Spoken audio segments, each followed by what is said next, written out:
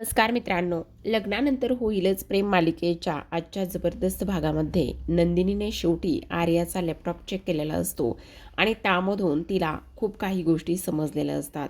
एवढंच नाही तर जीवाचं काव्यावर नंदिनीच्या अगोदर खूप प्रेम होतं आणि त्यानंतर क्रॉस लग्न झालं आहे दोघांचं सुद्धा. ही गोष्ट आर्यासमोर रम्याने उघड केलेली असते. हेच आपल्याला या आजच्या भागात पाहायचं आहे, त्यामुळे हा व्हिडिओ शेवटपर्यंत पहा. मानिनी आर्याला प्रसाद देऊ लागते. माझी पुष्पा देवदर्शनासाठी गेली होती आणि तिनेच हा प्रसाद आणला आहे, तू घे प्लीज, असं म्हणून प्रसाद देणाऱ्या आर्यासमोर ती हात करते. आर्या डावा हात पुढे केल्यामुळे मानिनी म्हणत असते, अगं उजव्या हातात प्रसाद घ्यायचा असतो. तेव्हा नंदिनी तिचा हात पकडते. रम्याचं आणि वसूचं लक्ष ह्या तिघांकडे सुद्धा बारीक असतं. मग पटकन नंदिनी तिचा हात पुढे करते आणि ती म्हणत असते, मी भरवते, असं म्हणून ती तिला प्रसाद भरवते. मिथुन काका म्हणू लागतात, वा वा वा वा, किती ते बहिणीचं प्रेम आहे.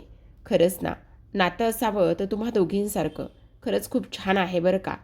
आता मानिनी म्हणत असते, आर्या बरं आली आहेस तर ऐक ना, मस्त जेवूनच जा. आर्या म्हणत असते, नाही नको, मी निघते आता. अगं आईस्क्रीम तरी एन्जॉय कर. नाही नाही नको, असं म्हणून आर्या सर्वांना गुड नाईट म्हणते आणि त्यानंतर ती लागलीच निघून जाते.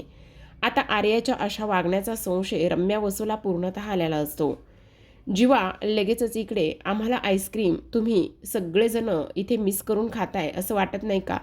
तुम्ही आम्हाला आईस्क्रीम देणार नाही आहात का, असा प्रश्न जीवाने विचारलेला असतो. आणि त्यावेळेला आता सगळेजण म्हणत असतात, हो हो देणार आहोत ना तुला आईस्क्रीम, तुला सोडून खाणार असं कसं होणार आहे. मग आशाताई लवकरात लवकर आईस्क्रीम घेऊन ये, असं इकडे तो हात करून सांगत असतो. तेव्हा मानिनीचं लक्ष जीवाच्या हाताकडे जातं. तिचं लक्ष जीवाच्या हाताकडे गेल्याबरोबर मानिनी लगेचच म्हणत असते, ए बघू बघू, तू हातावरती काय काढलेला आहेस, असं म्हटल्याबरोबर तो काढलेला टॅटू इथे लगेचच सर्वांना दिसतो. जीवा तर खुश असतोच, पण पार्थ म्हणत असतो, अरे वा वा वा बाबा, असा टॅटू काढलेला आहेस का? खरंच हा टॅटू किती चांगला काढलायस, किती छान आहे ना, असं इकडे आता तो बोलत असतो. मग लगेचच इकडे रम्या विचार करत असते की ह्यांच्या नेमक्या खानाखुणा कसल्या चालल्या होत्या. आणि तेव्हा हळूच आता रम्या तिथून बाहेर निसटते. आता रम्या तिथून बाहेर निसटल्यामुळे आपण पाहतो की इकडे दुसऱ्या बाजूला मात्र जीवा हा म्हणत असतो, हो बाबाचा टॅटू काढला आहे. मग आता पार्थ म्हणत असतो, अरे वा, तू बाबाचा टॅटू काढलायस, ही तर फारच जास्त आनंदाची गोष्ट आहे. पण आता मात्र नंदिनी, तुम्ही एक काम करा, तुम्ही सुद्धा आईचा टॅटू काढून घ्या. तुम्ही जर आईचा टॅटू काढला ना, तर सगळ्यात महत्त्वाची गोष्ट म्हणजे जेव्हा तुम्ही असे हात समोरासमोर पकडाल ना, तेव्हा मात्र इथे तो टॅटू अजूनच छान दिसेल. जेव्हा तुम्ही असे समोरासमोर हात करून इथे पाहिल्यानंतर आई आणि बाबा हा टॅटू एक नंबर आणि भन्नाट दिसेल, असं स्पष्टपणे तो बोलत असतो. सोबतच इकडे आता आर्या ही गाडीच्या जवळ जाऊन बसलेली असते. जेव्हा गाडीमध्ये जाते त्यावेळेला मात्र नंदिनीने लिहिलेलं मार्करने ते सगळं काही ती इथे पुसून काढण्याचा प्रयत्न करत असते आणि म्हणत असते, मला हे सगळं काहीच नकोय. ह्या सगळ्या गोष्टी मी अजिबात सहन करणार नाही, असं सुद्धा आता इकडे ती बोलत असते. त्याचबरोबर ते सगळं काही पुसण्याचा प्रयत्न करते. गाडीच्या लाईट्स ऑन करत असते आणि समोर पाहते तर काय, समोर तिला मात्र इथे रम्या उभी दिसते. मग आता रम्या तिच्या ह्या हालचाली, त्याचबरोबर ती हातावरचं काहीतरी पुसताना तिला दिसते आणि त्यामुळे मात्र रम्याला पूर्ण खात्री पटते की नाही, काहीतरी नक्कीच आहे. ही मुलगी आपल्या सर्वांपासून काहीतरी लपवत आहे, ही गोष्ट पटकन तिला क्लिक होत असते. मग आता लगेचच इथे रम्या ही तिच्या गाडीमध्ये बाजूला जाऊन बसत असते. तेव्हा मात्र आर्या म्हणत असते, एक मिनिट, तुझी हिंमत कशी झाली माझ्या बाजूला येऊन बसण्याची? आत्ताच्या आत्ता माझ्या गाडीतून खाली उतर. तेव्हा ती म्हणत असते, अगं असं काय करतेस? मी तुझ्या गाडीमध्ये येऊन बसले तर तुला ते आवडलं नाही वाटतं? हो, तू माझ्या गाडीमध्ये येऊन बसलीस ना, ही गोष्ट मला अजिबातच आवडली नाही. त्यामुळे स्पष्टपणे सांगते, आत्ताच्या आत्ता तू माझ्या गाडीतून उतर. ना तू माझी मैत्रीण आहेस, ना तुझं माझं काही नातं आहे. त्याचबरोबर इथे मला तुझ्याशी काही बोलायचं सुद्धा नाही आहे. त्यामुळे काही जरी झालं तरी तू आत्ताच्या आत्ता माझ्या गाडीतून खाली उतर, अशा स्पष्ट शब्दामध्ये इकडे ती बोलत असते. त्यावर आता लगेचच इथे ती म्हणत असते, हो, माझं आणि तुझं काही नातं नाही आहे, पण तरीसुद्धा इथे मला तुझ्याशी थोडंसं बोलायचं आहे. तुला सांगू का, एक मैत्रीण म्हणून, पण मी तुला मैत्रीण मानतच नाही आहे. आणि रम्या, आणखी एक गोष्ट, असं दुसऱ्यांच्या आयुष्यामध्ये इथे असं डोकावणं आणि ह्या सगळ्या गोष्टी बंद कर. रम्या मात्र काही केल्या गप्प बसत नाही. ती म्हणत असते, अगं असं काय करतेस, तू काहीतरी लपवतेस, काय आहे तुझ्या हातावर? तेव्हा ती म्हणत असते, त्याच्याशी तुझं काही एक घेणं देणं नाही, त्याच्याशी तुझा काहीच एक संबंध नाही आहे, समजलं तुला? त्यामुळे आत्ताच्या आत्ता गप्प बसायचं, मला तुझ्याशी काहीच बोलायचं नाही आहे. आणि रम्या, आणखी मुळात एक गोष्ट, दुसऱ्यांच्या पर्सनल आयुष्यामध्ये असं डोकावणं हे बंद कर, तुझा आणि माझा काही संबंध नाही आहे. तेव्हा रम्या म्हणत असते, आपण फ्रेंड्स नक्कीच होऊ शकतो. जर आपण फ्रेंड्स झालो तर काय प्रॉब्लेम आहे? मी तुझ्यासमोर मैत्रीचा हात पुढे करते आणि मला आवडेल तुझ्यासोबत मैत्री करायला. तेव्हा मात्र आर्या म्हणत असते, पण मला तुझ्यासोबत मैत्री करायचीच नाही, तर ह्या सर्व गोष्टी तू मला का सांगतेस? ह्या सगळ्या गोष्टींशी तुझा आणि माझा काय संबंध आहे? बोल ना, काय संबंध काय आहे? मी सांगितलंय, मला तुझ्याशी नाही बोलायचं तर नाही बोलायचं. त्यामुळे ह्या सगळ्या गोष्टी तू अजिबात माझ्याशी बोलू नकोस. आणि मुळात हे सगळं जे चाललं आहे ना, ते आत्ताच्या आत्ता इथे थांबवायचं, समजलं तुला? असं सुद्धा स्पष्ट शब्दामध्ये आता इकडे ती बोलत असते. अगं हो हो हो, किती तो राग आणि किती त्या काय काय गोष्टी, मी सगळं काही थांबवणार आहे, पण जरा तरी माझं ऐकून घे. मी तुला सांगितलं ना, मला तुझं काहीच नाही ऐकायचं म्हणून. तुला सांगितलं ना स्पष्ट शब्दामध्ये गप्प बस म्हणून, आणि सांगितलं आहे तर सांगितलं आहे. अगं असं काय करतेस? मी साधं तुझ्याशी बोलायला लागले होते. मला वाटलं की तुझ्या हातावरती टॅटू आहे आणि म्हणून मी फक्त बघायला गेले.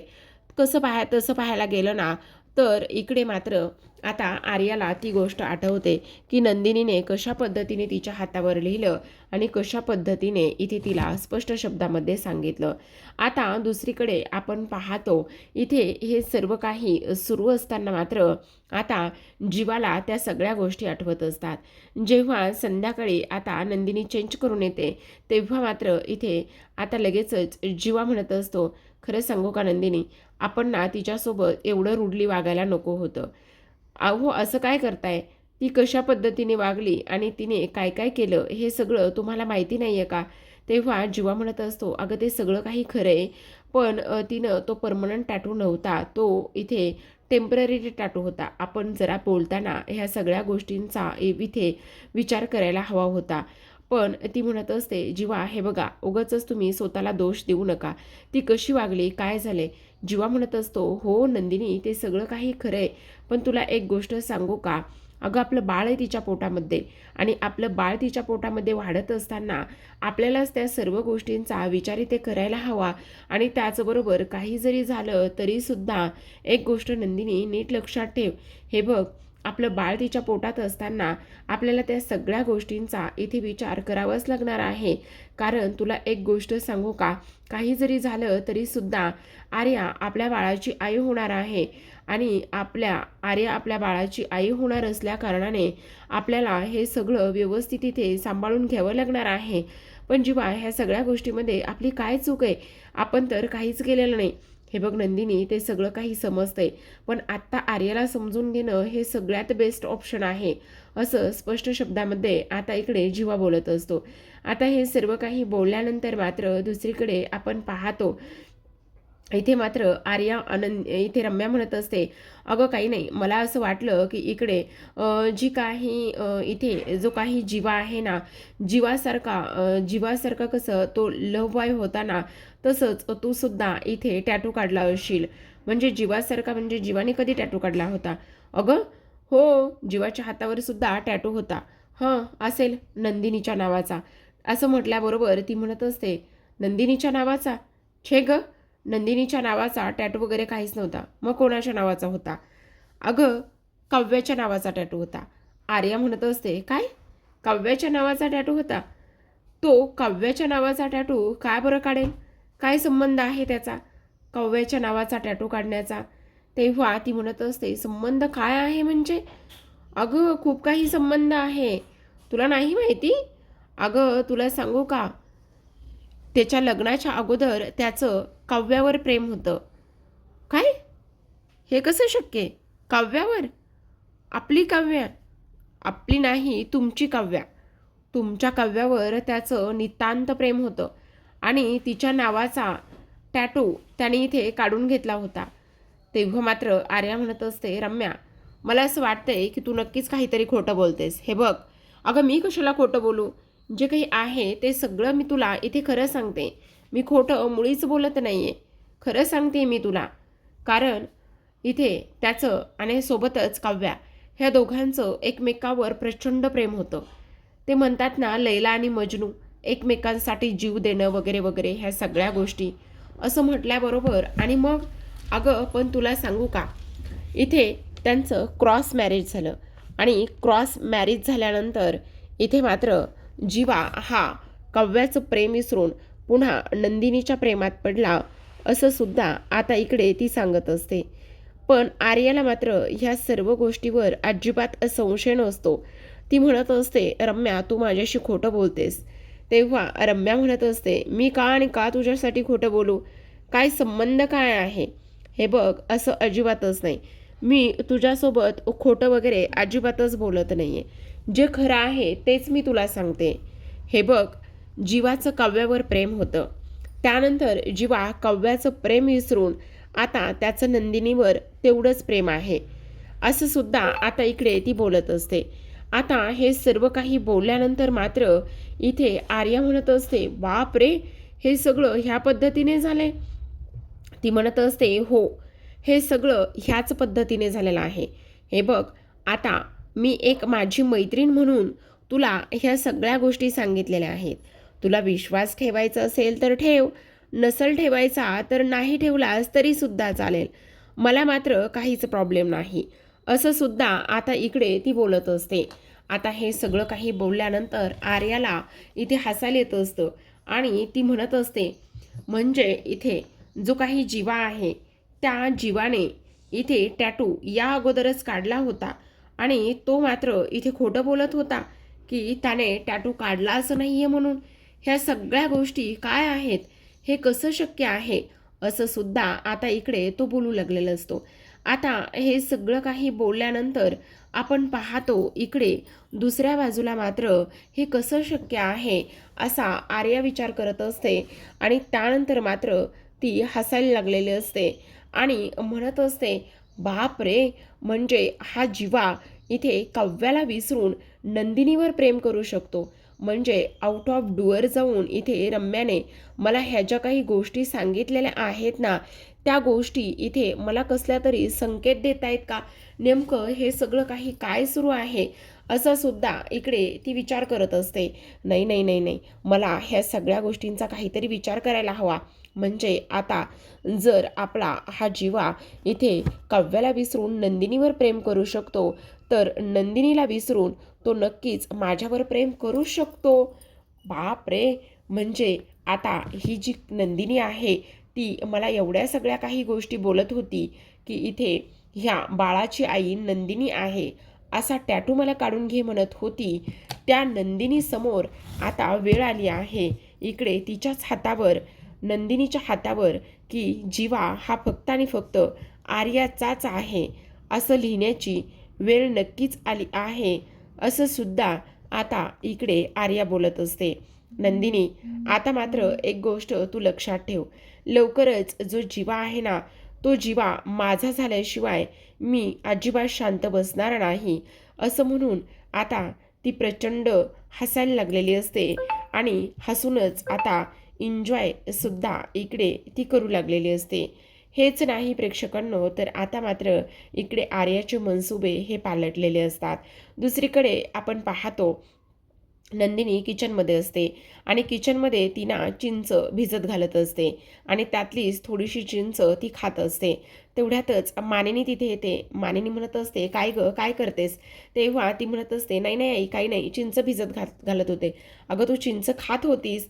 हो आई, म्हणजे जस्ट. अगं उलट चांगलीच गोष्ट आहे ना, चिंच तुला खावीशी वाटते तर मला काहीच प्रॉब्लेम नाही, खा ना.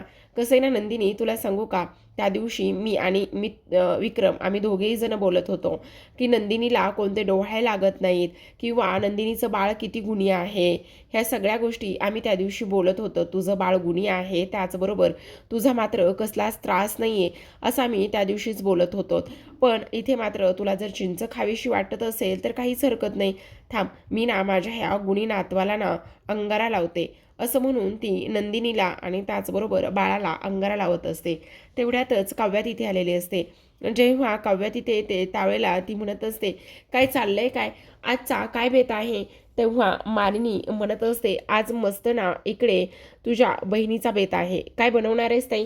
काही नाही ग, चिंचकुळाची आमटी आणि त्याचबरोबर इथे बटाट्याच्या काचऱ्या बनवणार आहे. अरे यार, तुम्ही नका ना एवढं चांगलं चांगलं जेवण बनवत जाऊ. तुम्हाला सांगू का, जर मी इथे दुपारचं जेवण जेवले ना तर तुम्हाला सांगते, मी ना इथे खोलीमध्ये जाते आणि AC लावून लगेचच आडवी होते आणि मला आता नाही झोपायचं आहे. माझी एक्झाम जवळ येते आणि मला अभ्यास करायचा आहे, असं सुद्धा इकडे आता ती बोलत असते. मानिनी म्हणत असते, काव्या अजिबात काळजी करू नकोस. काही जरी झालं ना तरी तू ज्या काही इथे तुझी एक्झाम आहे ना ती चांगली जाणार आहे, मी निवस बोलले आहे. तेव्हा काव्या म्हणत असते, मला एक गोष्ट कळत नाही आमच्या आयांची. आता पेपर मी लिहिणार आहे, त्याचबरोबर त्यामध्ये जे अभ्यास केला आहे ते सगळं मी लिहिणार आहे, पण इथे मात्र तुम्ही नवस बोलून थोडी ना मी पास होणार आहे. काय गं बाई, आमची ही वेडी आशा आहे आणि त्याचबरोबर इथे आमच्या ह्या अशा गोष्टीमुळे तू आम्हाला असं नको बोलूस बरं. तेव्हा आता लगेचच इकडे 16 ऑगस्ट झालं ना तर मग सगळं व्यवस्थित होणार आहे. म्हणजे तुला सांगू का, एकदा का तुझं डोहाळे जेवण झालं की सगळं व्यवस्थित होईल. ऐक ना नंदिनी, अशा शारदांचा खूप दिवस झालं फोनच नाही आला, तू त्यांना फोन कर ना. नंदिनी म्हणत असते, हो मी तिला फोन करते आणि विचारते, बघते की ती कधी येते म्हणून, तिला बोलावूनच घेते, असं स्पष्टपणे आता इथे नंदिनी म्हणू लागलेली असते. तेवढ्यातच आपण पाहतो इथे आता हे सर्व काही होत असताना मानिनी लगेचच काव्याला सुद्धा अंगारा लावत असते आणि काव्याच्या बाळाला सुद्धा लगेचच आता इकडे अंगारा लावून घेत असते. तेव्हा मात्र आता नंदिनी ही शारदाला फोन करायला लागत असते. आता इकडे दुसऱ्या बाजूला आपण पाहतो रम्या आणि वसू ह्या त्यांच्या बेडरूममध्ये असतात. बुद्धिबळाचा खेळ रंगलेला असतो. आता वसू म्हणत असते, छे बाई, मी तर इथे जिंकतच नाहीये, मला तर ना काय करावं तेच काही कळत नाहीये, मी प्रत्येक वेळी हरतच असते. तेव्हा आता रम्या म्हणत असते, काय गाई, तू पण किती चिडचिड करतेस, हारली तर हारली, त्याने काय फरक पडणार आहे सांग बरं. आणि तसंही आपण कोणीही जरी जिंकलं तरी सुद्धा हा जो काही डाव आहे तो आपणच जिंकणार आहोत ना, म्हणजे आपली टीम एक आहे ना. तेव्हा वसू म्हणत असले, छे बाई, कसली टीम आणि कसलं काय, तुला असं वाटतं का आपली टीम एकच आहे म्हणून. छे, मला तर असं काहीच नाही वाटत. आई काय गं, असं काय करतेस, तुला का नाही ह्या सगळ्या गोष्टी अशा वाटत. तुला सांगते ना मी, आपलीच टीम इथे जिंकणार आहे.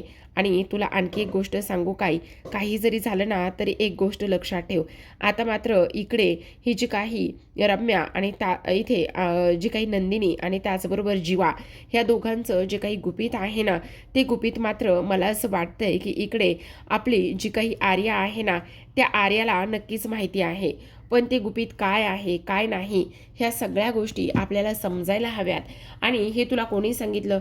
अगं आर्या, आता आर्या आपल्या बाजूनी बोलणार आहे म्हटल्यावर तिनेच मला ह्या सगळ्या काही गोष्टी इथे सांगितल्या आहेत, असं स्पष्टपणे ती बोलते.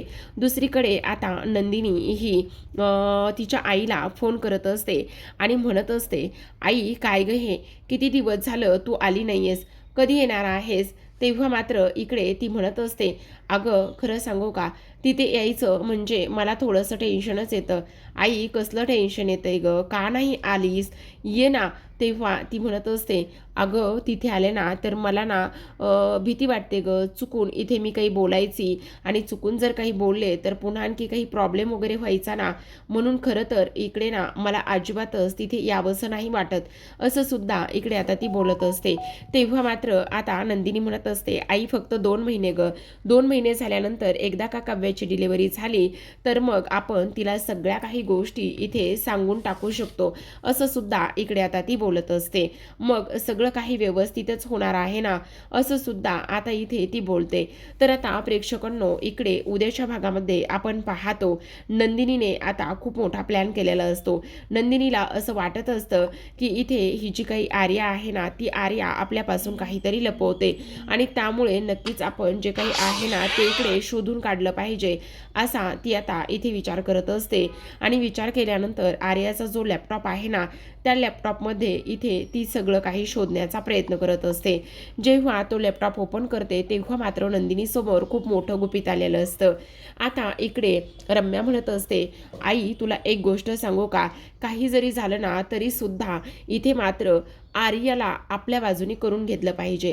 आर्या नक्कीच आपल्यापासून काहीतरी लपवते, पण ती काय लपवते ना हे मात्र आपल्याला समजलं पाहिजे. एकदा का आर्याने सगळ्या गोष्टी आपल्याला सांगितल्या ना, तर मग इकडे नंदिनी आणि सोबतच जीवाचं भांडं आपल्याला ना इकडे 16 डिसेंबरला फोडता येईल, असं सुद्धा आता इकडे ती बोलत असते. तर आता प्रेक्षकांनो, इकडे नंदिनी जेव्हा लॅपटॉप बघत असते त्यावेळेला मात्र इथे लगेचच तो लॅपटॉप ऑन होतो आणि तो लॅपटॉप ऑन झाल्यानंतर नंदिनीच्या समोर जे सत्य येतं त्यामुळे नंदिनी भयानक हादरलेली असते. पण आता मात्र ह्या सत्यामुळे इथे आर्याची काही केल्या खैर नसते. त्याचबरोबर आता ही जी काही आर्या जीवाबरोबर लग्न आणि त्याच्याबरोबर राहण्याचा हा जो काही तिचा घाणेरडा विचार आहे, त्या विचाराला मात्र आता इकडे ही नंदिनी खतपाणी घालणार नसते. सोबतच एवढंच नाही प्रेक्षकांनो, तर आता मात्र सगळ्यात महत्त्वाची एक गोष्ट असते ती म्हणजे की इकडे काव्या म्हणत असते मानिनीला, आई तुमच्या काही गोष्टी लक्षात येत आहेत का? त्या म्हणजेच की इकडे मी कसं बाळाबरोबर बोलते, त्याचबरोबर आर्या कशी तिच्या बाळाबरोबर बोलते, तसं आपण आपल्या नंदिनी ताईला तिच्या बाळाबरोबर बोलताना तेवढं कनेक्टिंग असं कधी बघितलंच नाही आहे. तुम्हाला आठवतं आहे का की आपली नंदिनी ताई तिच्या बाळाबरोबर कधी बोलते ते? असं बोलल्याबरोबर मानिनीच्या मनामध्ये सुद्धा आता इकडे प्रश्न निर्माण झालेला असतो. तर आता प्रेक्षकांनो, ह्या प्रश्नाचं उत्तर मानिनी काय देईल पाहूयात उद्याच्या भागामध्ये. आणि नंदिनी समोर नेमकं कोणतं सत्य आलं आहे हे सुद्धा पाहूयात उद्याच्या भागामध्ये. तोपर्यंत पाहत रहा लग्नानंतर होईलच प्रेम. धन्यवाद.